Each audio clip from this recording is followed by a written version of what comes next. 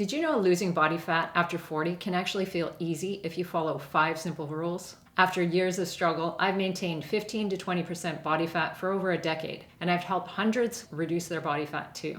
So I'm going to show you the 5 rules you need to follow and how to fit them into your busy life to achieve 15% body fat over 40.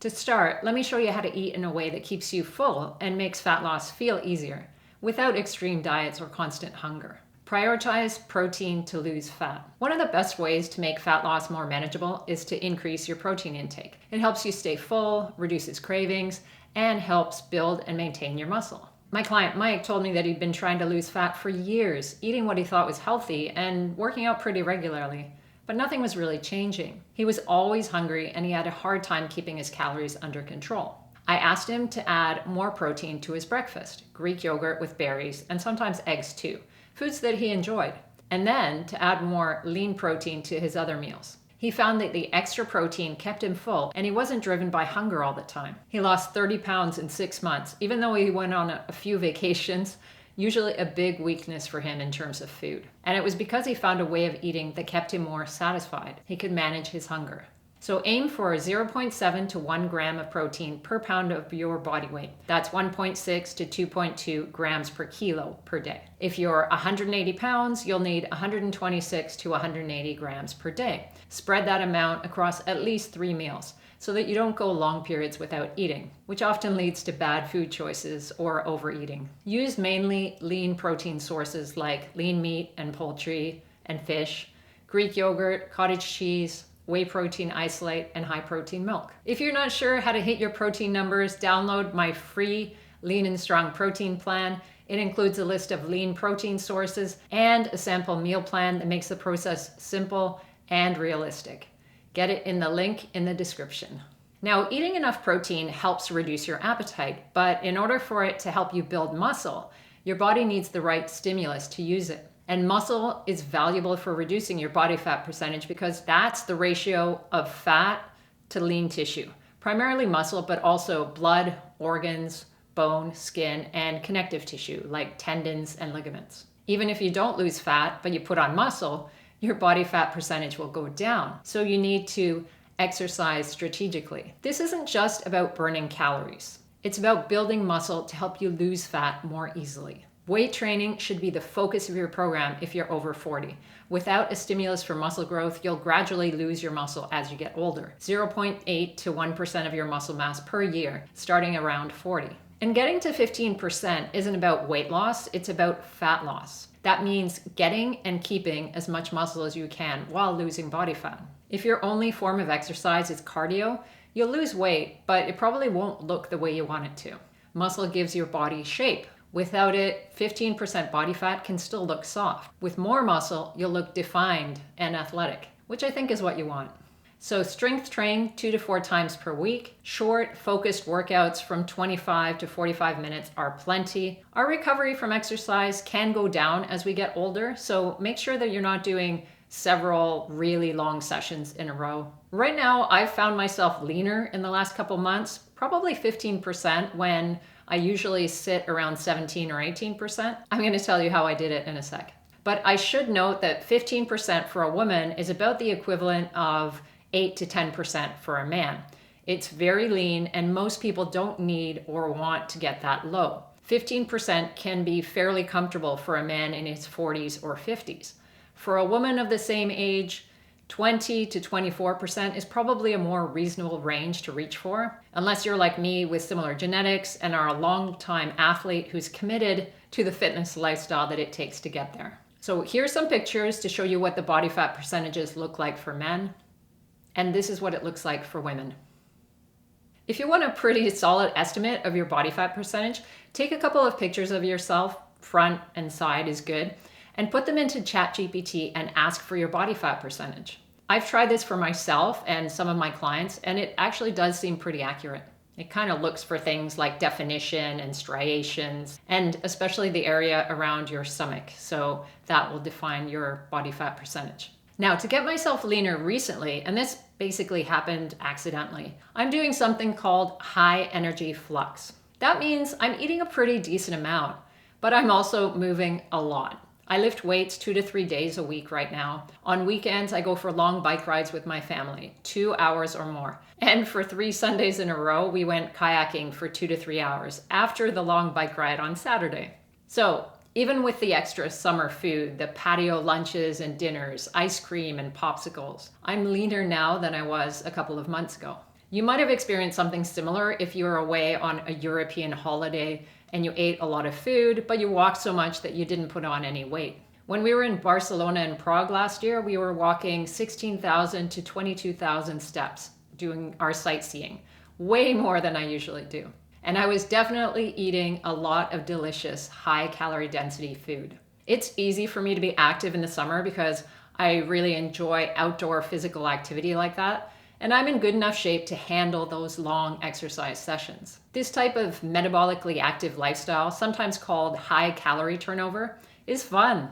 Eating more food, doing more activities, and it's probably closer to what we should be doing as human beings, but it's really hard to fit into your schedule if you're busy. I'm definitely not this active all year round. In the winter, sometimes my family and I just sit around on the weekend reading and watching movies. So ideally, you adjust your calorie intake as your activity levels go down, but that's not always easy to do. So I tell my clients that it's better to increase your physical activity strategically, but put the main focus on having a consistent nutrition plan.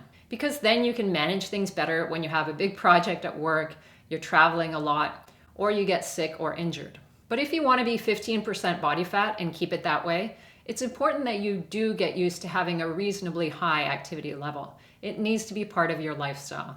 Exercise helps with appetite management, and long-term studies of people who've lost weight and kept it off for years show that they almost always exercise regularly. Even if the calorie burn for a short cardio activity isn't particularly high. So do at least 150 minutes of moderate cardio or 75 minutes of vigorous cardio per week. That's the basic health recommendation. If you're busy, you might have to squeeze a session or two of short cardio during the week. Then maybe you can include 1 or 2 longer duration exercise sessions on the weekend. That might be a hike, a bike ride, tennis with a friend, or active family or social time outdoors. Get at least 7,000 steps a day and closer to 10,000 if you really want to push the fat loss. Spread it throughout the day by meeting colleagues for a walk, take short walks after meals, or park further away when you can. If you sit a lot for work, stand up every 30 minutes. Walk around, stretch, or do a few bodyweight movements. These little efforts throughout the day really add up.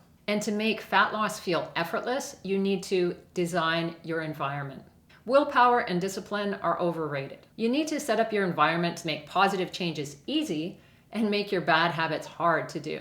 In 2012, at Google's New York office, employees were eating large amounts of candy from clear jars in little kitchens throughout the building. To encourage healthier choices, Google replaced the clear containers of M&Ms with opaque ones and moved healthier snacks like nuts and dried fruit into clear, easy-to-reach jars. Over just 7 weeks, that little switch led to employees consuming 3.1 million fewer calories without actually removing any of the food options. Interesting, right?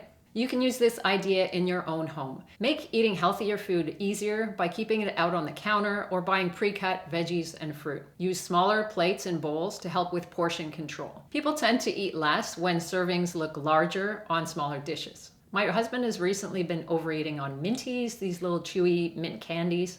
So he asked me to hide the Minties for him and only give them to him when he specifically asks for them. It might sound like a great idea to just keep those foods out of the house, but that only works if you live alone. If you have a partner or kids, then tempting foods are sometimes going to be around. So you can ask your spouse to hide things for you, or at least make eating treat foods harder by putting them out of sight in high cupboards, or even out of the kitchen in a different room. I used to put certain chocolates in a closet in the bedroom to cut down on eating them. Sometimes I'd even forget about them and find them months later. And don't forget to design your schedule too.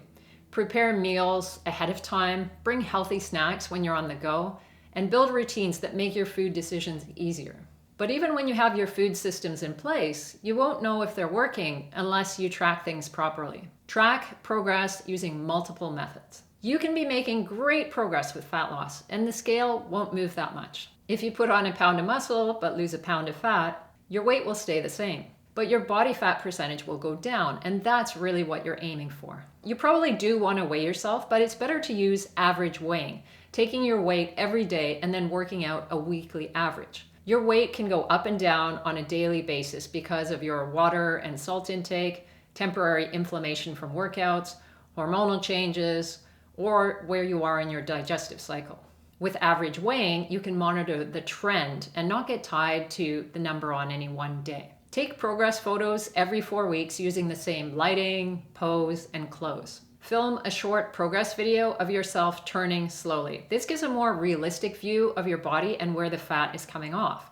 Sometimes you'll see small details like less body fat around the ribs that you might miss in photos. Measure your waist and hips. Once your body fat percentage gets lower, you'll start to see those changes in your belly fat that you've probably been waiting for. And of course, track your physical activity, your workout program, how many cardio sessions you're doing, maybe even your steps. If your body fat levels start to come up again, you can look at what might need changing. And remember that none of this will work if you're eating in a way that isn't sustainable for you.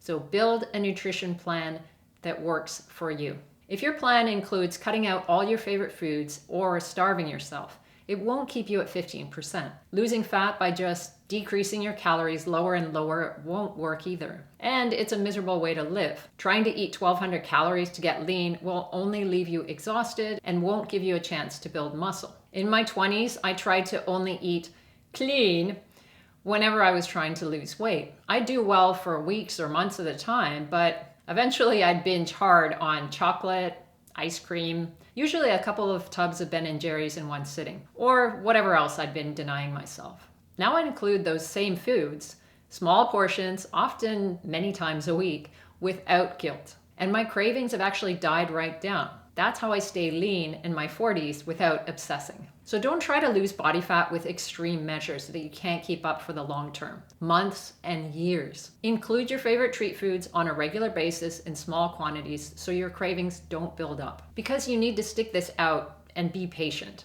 15% body fat isn't about doing something extreme for a few weeks. It's about building a system you can live with for months or years. It takes time to get used to a lifestyle of moving more and eating consistently well. Progress won't be linear. The leaner you are, the slower the progress is. That's normal. But stick with the 5 rules consistently and you'll get there if you're committed to it. If you want to make sure that you're building the lean muscle that you're going to need to maintain that 15% body fat, watch this video here.